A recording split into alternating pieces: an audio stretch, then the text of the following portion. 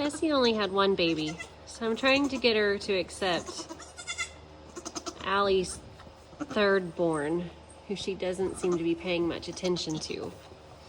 But Bessie looks like she may be accepting it, which would give both of them 2, and I wouldn't have to bottle feed. Fingers crossed this works.